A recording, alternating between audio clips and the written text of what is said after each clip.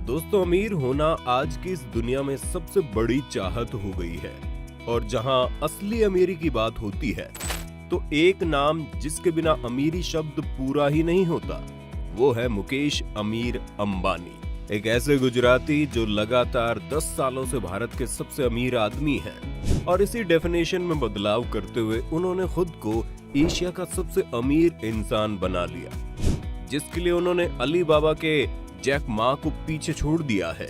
एक बहुत ही साधारण से व्यक्तित्व वाले मुकेश अंबानी अपनी रिलायंस के साथ लगातार इस अमीरी के मुकाम को और ऊंचाई पर ले जाते जा रहे हैं। इसीलिए अब ये बात तो जहन में आती ही है कि आखिर मुकेश अंबानी ही क्यों, या आखिर मुकेश कैसे कमाते हैं इतने पैसे।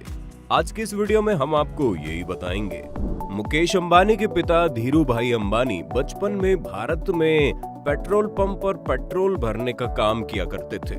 फिर सन 1950 में जब उनकी उम्र केवल 18 साल की थी, तब वो यमन चले गए। वहाँ एक बंदरगाह में अपनी छोटी सी क्लर्क की नौकरी करने लगे। और जब धीरू भाई अंबानी को पता चला कि वहाँ के जो रियाल के सिक्के हैं उनमें चांदी लगा हुआ है, जिसकी कीमत उनके सिक्कों से ज्यादा है, तो उसके बाद धीरू भाई अंबानी उन सिक्कों को अधिक मात्रा में खरीदने लगे और अपने पास इकट्ठा करने लगे। धीरे धीरे रियाल जो वहाँ का सिक्का था वो गायब होने लगा और उन्होंने उन सिक्कों से चांदी को गलाकर लाखों रुपए कमाए। और फिर बाद में वही यमन में सन 1957 में मुकेश अंबानी का जन्म हुआ।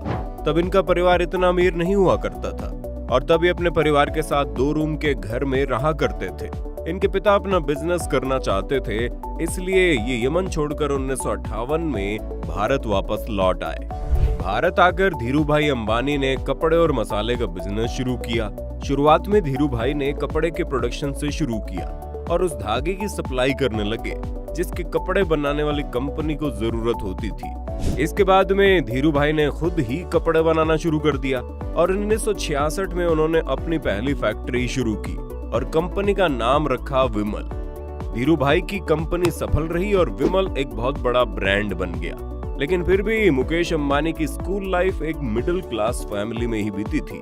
उनके पिता का बिजनेस तो अच्छा चल रहा था, लेकिन तब वो इतने बड़े बिजनेसमैन नहीं बन पाए थे। मुकेश अंबानी ने अपने भाई और आनंद जैन के साथ मुंबई के पैडर रोड स्थित हिल ग्रेंज हाई स्कूल में पढ़ाई की, जो बाद में उनके करीबी सहयोगी बन गए। अपने स्कूली शिक्षा के बाद उन्होंने मुंबई के सेंट जेवियर्स कॉलेज में पढ़ाई की। इसके बाद उन्होंने इंस्टीट्यूट ऑफ केमिकल टेक्नोलॉजी में केमिकल इंजीनियरिंग में बीई की डिग्री हासिल की। और फिर मुकेश अंबानी ग्रेजुएशन पूरा करने के बाद आगे की पढ़ाई करने के लिए अमेरिका चले गए। उन्होंने स्टैनफोर्ड यूनिवर्सिटी में एडमिशन तो ले लिया, लेकिन बीच में अपनी पढ़ाई छोड़ भारत आ गए, क्योंकि उस वक्त तक पिता का बिजनेस चल पड़ा था। इसी कारण उन्हें भारत लौटना पड़ा ताकि वो अपने पिता की मदद कर सके। असल में हुआ कुछ यूं था कि जब मुकेश अंबानी अमेरिका से एमबीए कर रहे थे, उसी दौरान धीरू भाई अंबानी को पॉलिस्टर फिलामेंट धागे को बनाने का सरकारी लाइसेंस मिल गया। इस लाइसेंस के मिलने के बाद धीरू भाई अंबानी ने पॉलिस्टर फिलामेंट धागे को बनाने के लिए पातालगंगा रायगढ़ महाराष्ट्र में मैन्युफैक्चरिंग प्लांट लगाया और फिर उन्होंने मुकेश अंबानी को अमेरिका से वापस बुला लिया। मुकेश अंबानी एमबीए की डिग्री अधूरी छोड़कर महाराष्ट्र वापस आ गए और इस तरह मुकेश अंबानी ने 24 साल की उम्र में रिलायंस इंडस्ट्रीज में अपना करियर शुरू किया। इंडस्ट्री में आने के बाद मुकेश अंबानी राशिक भाई के अंडर काम करने लगे। कुछ दिन काम करने के बाद धीरू भाई अंबानी ने अपनी मर्जी से मुकेश अंबानी को काम करने की पूरी आजादी दे दी। कोई भी फैसला लेना हो, मुकेश अंबानी अपने पिताजी से सलाह जरूर लेते थे। मुकेश अंबानी की पूरी आजादी से काम करने का फायदा रिलायंस इंडस्ट्रीज को मिला। 1985 में राशिक भाई की मौत के बाद पॉलिस्टर फिलामेंट धागे के प्लांट की पूरी जिम्मेदारी मुकेश अंबानी के कंधे पर आ गई।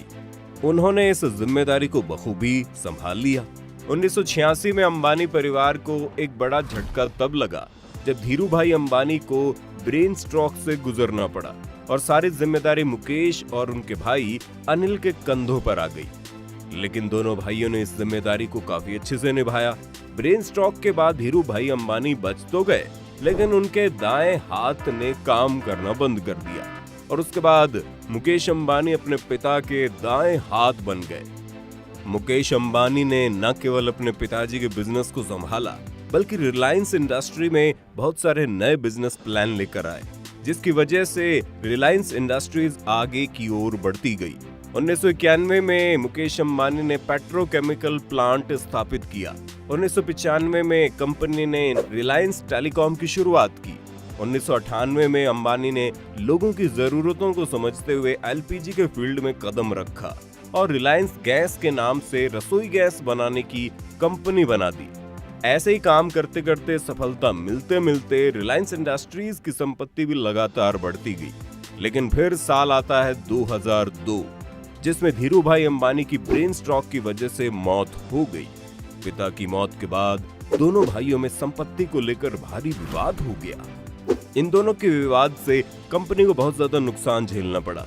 इसी कारण इन दोनों भाइयों के झगड़े को खत्म करने के लिए उनकी मां ने रिलायंस इंडस्ट्री का 2 हिस्सों में बंटवारा कर दिया। मुकेश अंबानी के हिस्से में रिलायंस इंडस्ट्री और रिलायंस पेट्रोकेमिकल आ गया। बंटवारे के बाद मुकेश अंबानी ने नई शुरुआत की और अपने बिजनेस को आगे बढ़ाना शुरू कर दिया। मुकेश अंबानी की कमाई का main source Jamnagar petroleum refinery बनी। 2006 में रिलायंस इंडस्ट्री में रिलायंस रिटेल मार्केट में भी कदम रख दिया।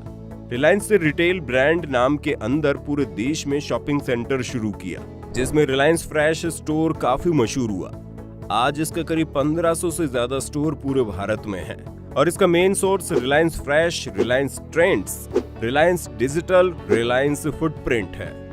2010 में रिलायंस इंडस्ट्री ने इन्फोकॉम ब्रॉडबैंड कंपनी की शुरुआत की, जिसका असली रंग 2016 में देखने को मिला, क्योंकि ये ही रिलायंस इंडस्ट्री के टेलीकॉम सेक्टर में बहुत बड़ा चेंजिंग ईयर साबित हुआ। 2016 में रिलायंस इंडस्ट्री ने अपना टेलीकॉम सर्विस रिलायंस जियो शुरू किया, जो इन्फोकॉम ब्रॉडबैंड का एक बड़ा रूप था। इसके बाद तो जियो ने भारत की टेलीकॉम इंडस्ट्री को तहस नहस ही कर डाला और रिलायंस ने उसी साल LYF ब्रांड नाम से अपना स्मार्टफोन 4G लॉन्च किया। 2016 में LYF सबसे ज्यादा बिकने वाला मोबाइल भी साबित हुआ।